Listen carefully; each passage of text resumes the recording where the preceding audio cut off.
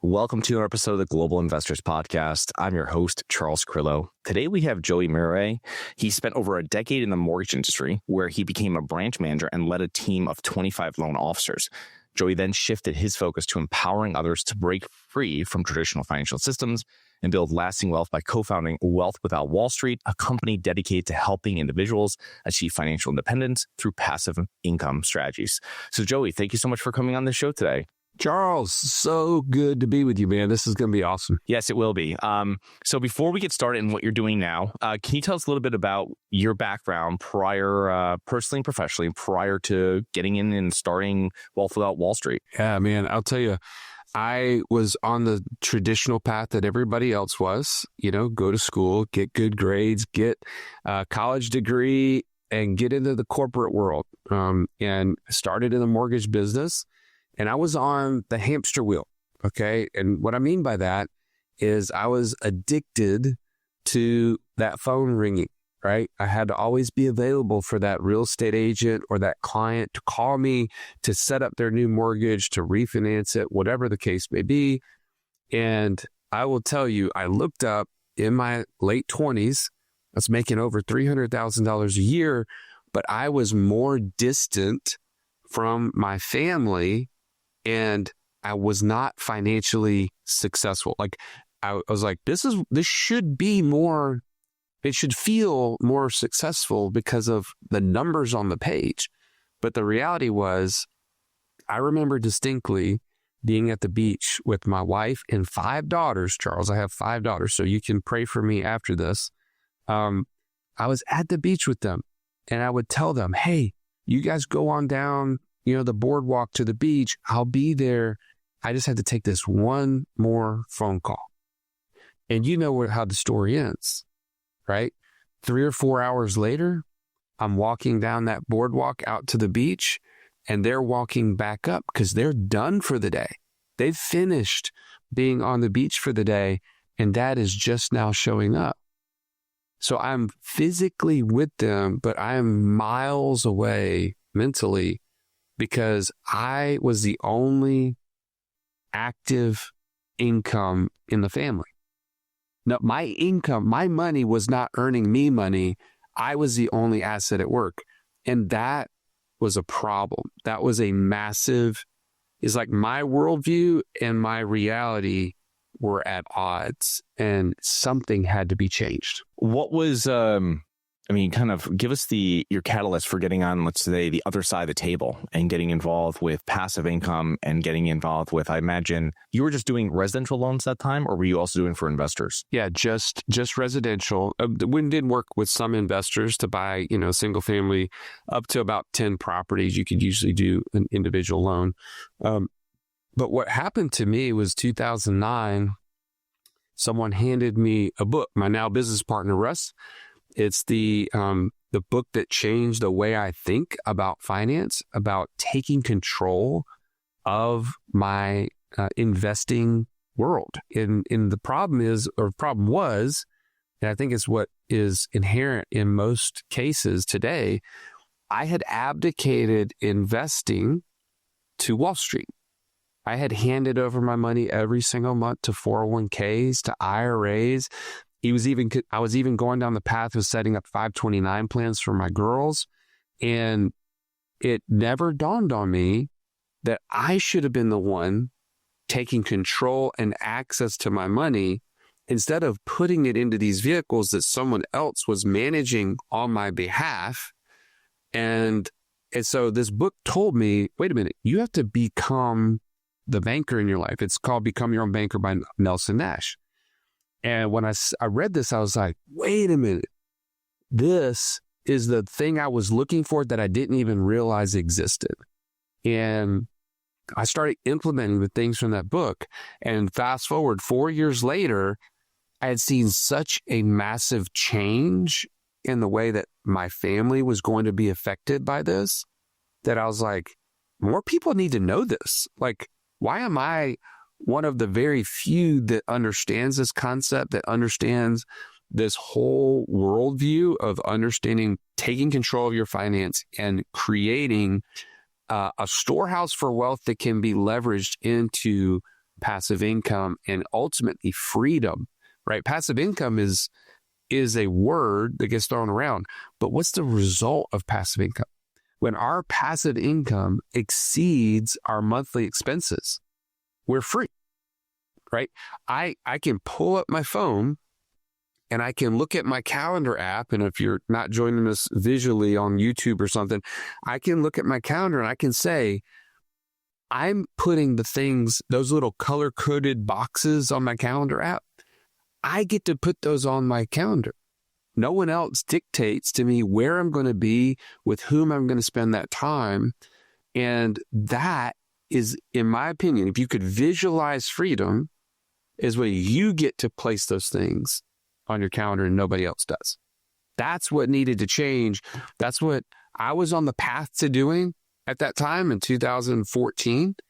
And I needed more people to know about it. And it required me to walk away from a $300,000 career, which at the time in my early 30s was a big deal. But now looking back, I'm like, wow, this has been massive impact, which was far more valuable than the money. It's funny. The more successful people I meet and talk to, and I guess the further my career gets along, it's one of those things where it's the time. It becomes more and more the time and less the quote unquote passive income, right? It's like that's kind of what I found. And that's kind of something that has really changed the way I look on it. It's having that time freedom versus just the financial, because it's not, you can go out and get a higher paying job. And if you're going to be on there 24/7, you know what I mean? And you can do it like you had before, but it's also something, the real freedom that people have when they start getting money is a time freedom. Well, I think you think about it as maybe you need your lid raised. I'll use that term. Have you ever heard that term before? Raising your lid? Yeah, raising your lid or changing your beliefs, you know what I mean? Kind of stuff like that. But I mean, like, you may be stuck, and I'm talking to whoever's listening to us right now, you may be stuck thinking, well, there's no way I could be making $1 million a year. Or there's no way I could go and raise $100 million. Or like whatever that number is in your mind, there's a lid that you've put on yourself or someone else has helped you to put on yourself. But at the end of the day, the people that are, like you said, at the highest level, they know that there is no limit to the amount of money, but there's always a lid on your time. There's 24 hours a day. And the older I get, the older my kids get, the more I realize that there is such a sliver of time to truly invest in your family, to truly invest in your marriage, to truly invest in impacting this world that we've been entrusted with. And I'm not willing to give that up, right? For money. Money is abundant. Time is scarce. And so we really want to focus in on how do I get more of that time that I place on the calendar, like I said before. So tell us about that transition. I mean, $300,000 a year job, family of 7. I mean, how do those conversations go and how did that transition go? Because that's something that's in the back of my mind that I'm asking right now. But if you know that there's every great man has a great woman behind him kind of thing, supporting him. And I went home when I got this crazy idea sitting at a conference where I was learning about this whole concept. And it was Nelson Nash who was teaching on the stage. And I remember thinking, this needs to get out. Like, there's not enough people that know this. And I turned to my now business partner. I was like, hey, I think I want to do this full time. Like, I want to teach people this. And he was like, really? Like, that seems kind of risky, like to just change, your career overnight. And I went home and I talked to my wife because I really felt like God was giving like me a push in my back. Like, you should be doing this. I talked to my wife. I was like, hey, I really feel like God's leading me. I need to be teaching people what we've been doing. And she's like, I think you should do it. Absolutely. I'm like, okay, well, that was pretty drastic, but to have that confidence from my wife, I was like, there's something to this. And, fast forward after talking to several, mentors and people that I trusted, they were just confirming. And so anyways, long story, I transitioned a few months later. scary, right? To go from a lot of money to no money overnight and then have to build essentially a new company from scratch. But I'll tell you, because of the things that I had done financially from the book that I was now going to be teaching people, it gave me the runway to be able to do that. And now fast forward, that's been 11 years in the process. We were given this idea to build a podcast 8 years ago, and we've had almost 2 million downloads, almost 600 episodes. It's been a dramatic impact on the world, and the income just comes, right? So when you focus in, you're compelled by a message that will impact others, really the money comes with it. It's just not, and I don't know who needs to hear that necessarily today, but that was what my experience has been. And through that podcast, Russ and I got to meet all these people who have built passive income that we didn't know how to do ourselves. And now we look back and we've built over $50,000 a month in passive income by learning from experts in all these different places. And I think we have over 20 income streams that we've been able to build by applying what we've been learning on our own show. Do you have money sitting in the stock market and you're worried about it? Or worse, you have money sitting at the bank, not keeping up with inflation? My name is Charles Carillo, founder and managing partner of Harborside Partners. And since 2006, I've been investing my money and my family's money into income-producing properties. These are real assets, real properties with real addresses that produce real cash flow. At Harborside Partners, we provide passive investors who love real estate with a turnkey investing solution. If you want to put your money to work in real estate but can't find deals, don't have the time to get funding, and the last thing that productive people want to do is manage real estate.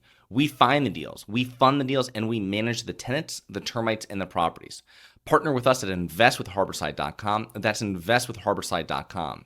Go to investwithharborside.com. If you love real estate, you like the idea of passive income, and believe that income-producing properties will appreciate over time, go to investwithharborside.com. That's investwithharborside.com. So, Joey, one of the things that you guys talk about at Wealth Out Wall Street is that you talk a lot about challenging conventional financial advice. And I remember the first time, 2002, I opened up a Roth IRA, and I was 18. I put $2,000 in. I was standing next to my dad in Fidelity, and my dad goes, "I don't know what to invest into."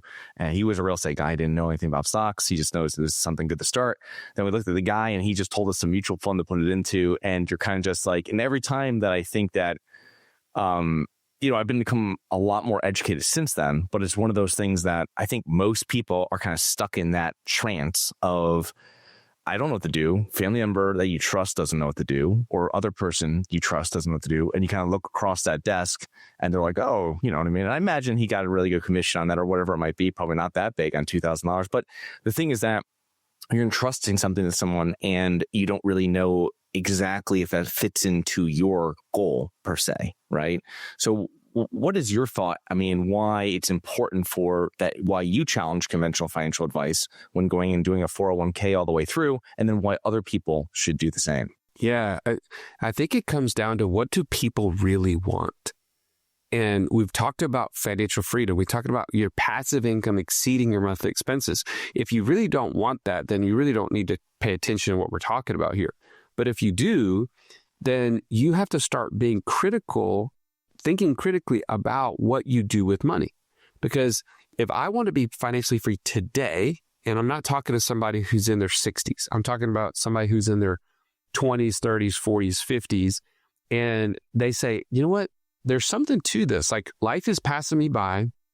I'm kind of stuck in either this 9 to 5 or this business that is owning me, not me owning the business.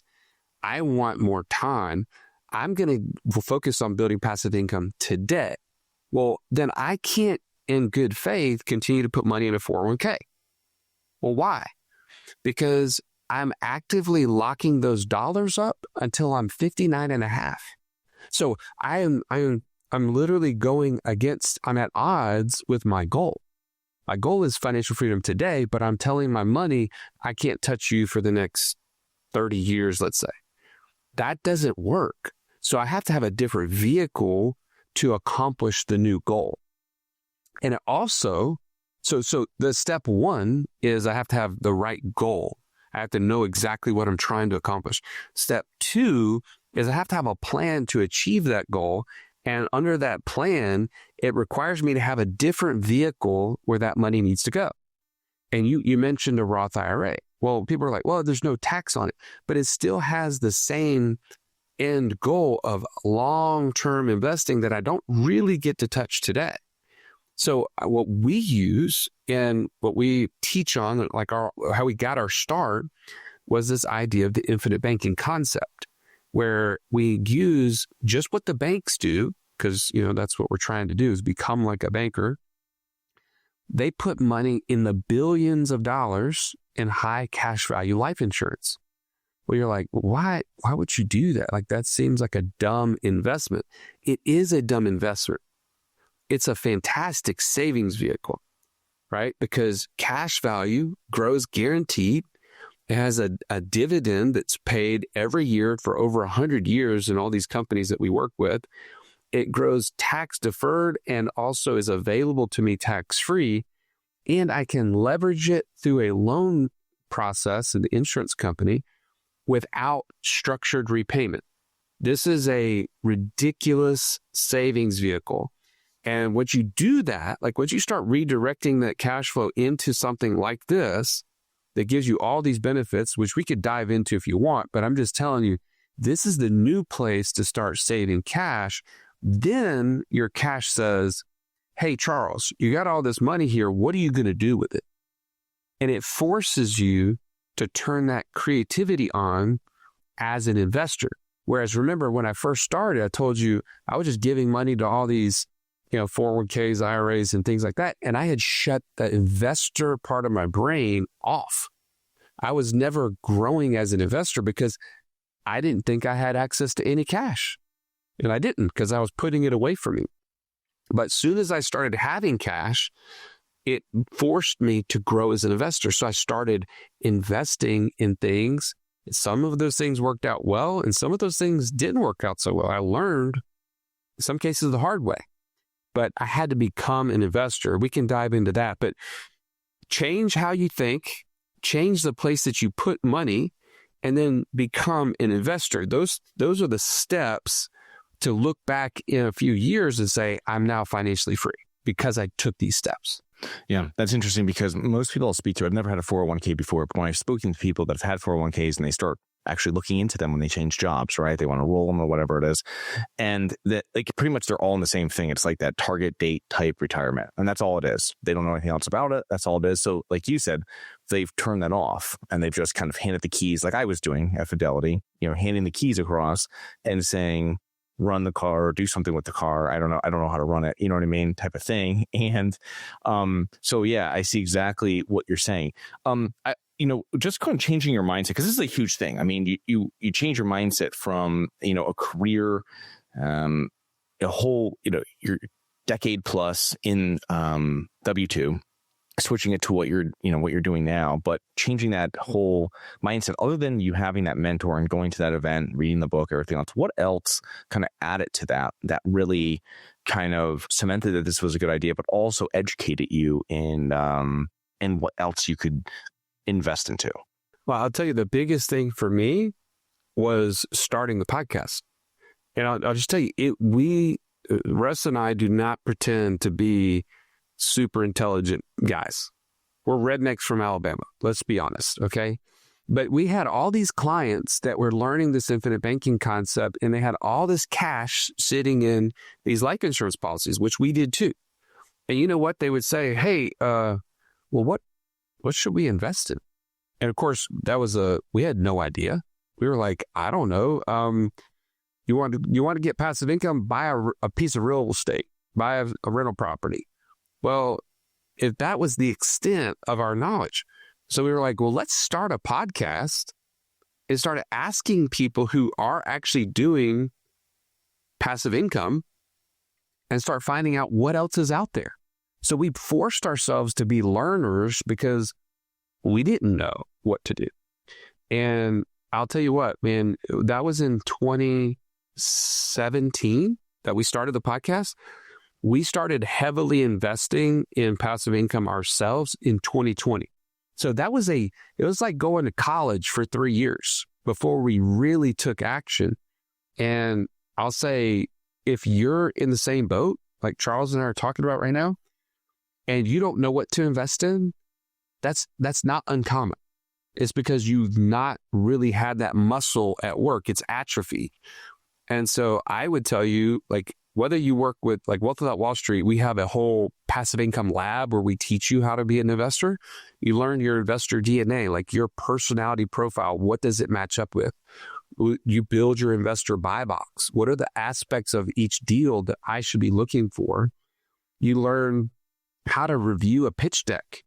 You learn how to read a PPM to see what it is. And the result is you get your first $500 in passive income guaranteed. Like we don't stop working with you until you get it. After even if it goes past the 12-week mark. But if you don't do it with us, do it somewhere. Like get into the way of becoming an investor, because that's really your path to freedom. If you don't do that, you're not going to get there. Yeah, it's one of those things, I guess, if you buy a car and then you see that car driving around, and if you're not an investor, you don't have that car, you're not looking for it. And then once you're like, now I'm an investor in X asset class or whatever it is.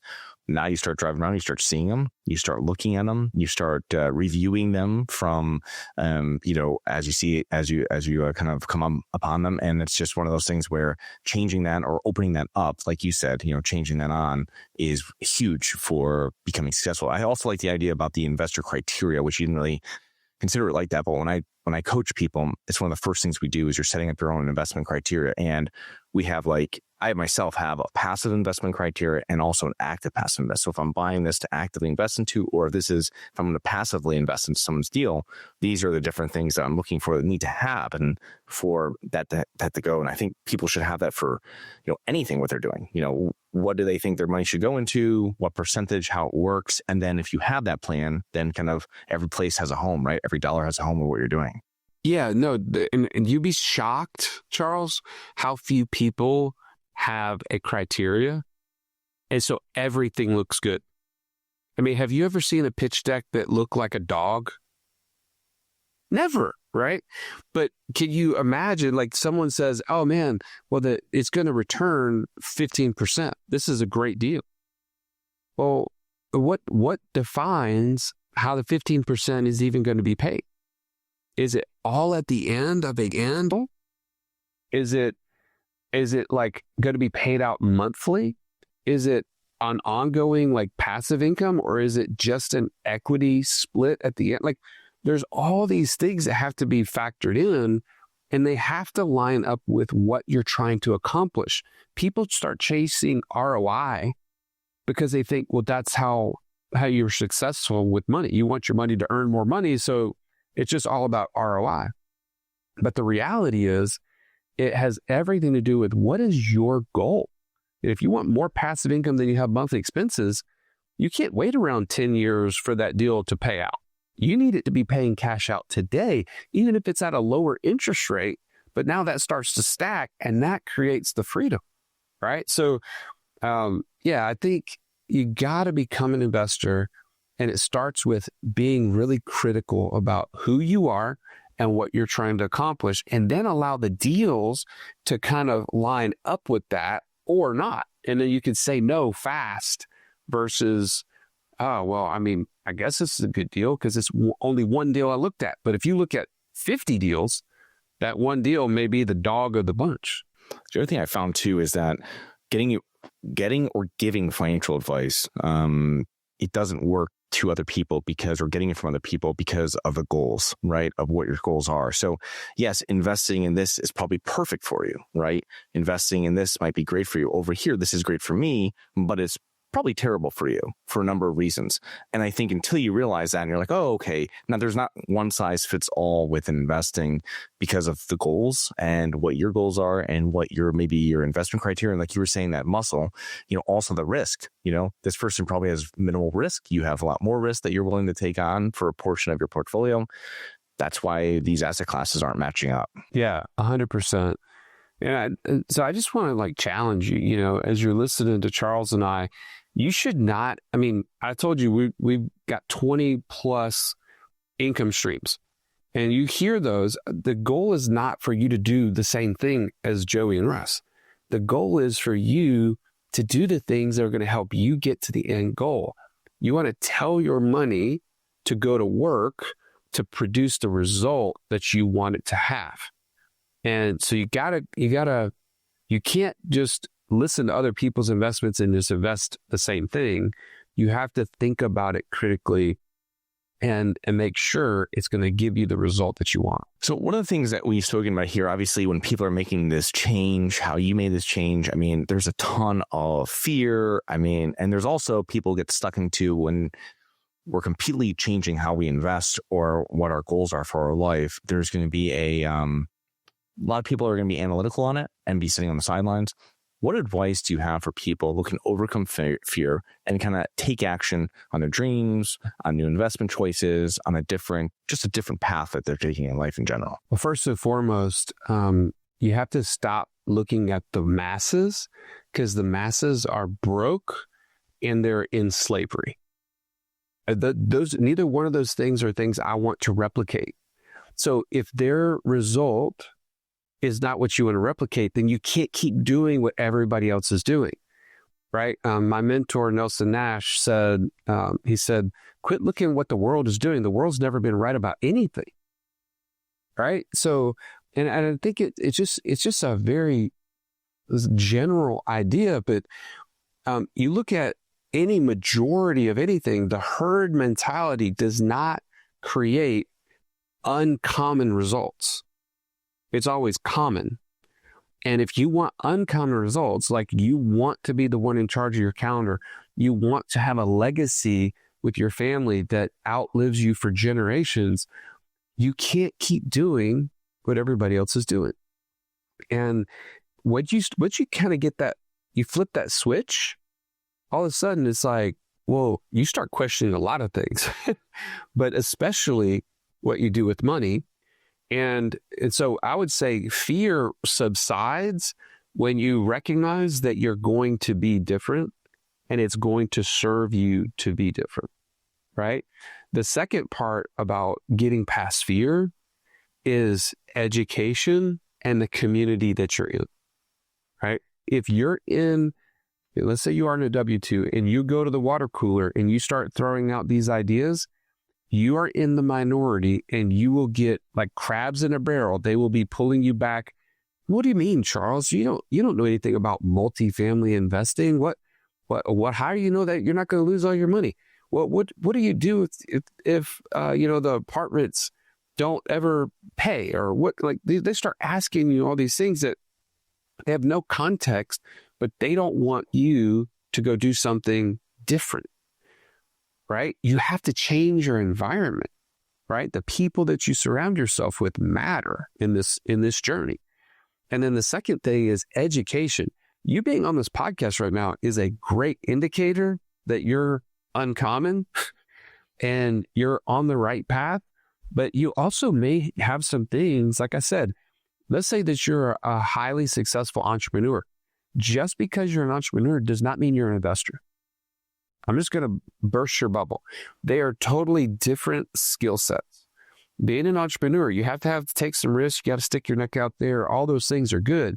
But being an investor is a lot more of a due diligence process. It's a lot more thoughtful. It's a lot more, what's the word I'm looking for? Detailed in nature. And so sometimes as an entrepreneur, I need to lean on somebody else to help me with the due diligence because I don't have a lot of those skills. And so I guess my point is, change your mindset, change your environment, change your education. If you do those things, fear is minimized and your risk is minimized. Joey, a lot of great information on this show here. How can our listeners learn more about you and your business? Absolutely. Well, we set up a page here just for your audience. If you go to wealth.wallstreet.com/global investors, if you go there, we have some free resources. We have our contact info. Anything that you want to connect with us should be listed on that page. And yeah, I always love to hear from people who said, "Oh man, I heard you on that podcast with Charles." So please reach out, let us know how we can serve you, and hopefully get you to financial freedom. Well, Joey, thank you so much for coming on today. We will put those or that show link into the show notes, and looking forward to connecting with you here in the near future. Oh man, always a pleasure. Thanks for having me. Hi guys, it's Charles from the Global Investors Podcast. I hope you enjoyed the show. If you're interested in getting involved with real estate, but you don't know where to begin, set up a free 30-minute strategy call with me at schedulecharles.com. That's schedulecharles.com. Thank you. Nothing in this episode should be considered specific, personal, or professional advice. Any investment opportunities mentioned on this podcast are limited to accredited investors. Any investments will only be made with proper disclosure, subscription documentation, and are subject to all applicable laws. Please consult an appropriate tax, legal, real estate, financial, or business professional for individualized advice. Opinions of guests are their own. Information is not guaranteed. All investment strategies have the potential for profit or loss. The host is operating on behalf of Syndication Superstars, LLC exclusively.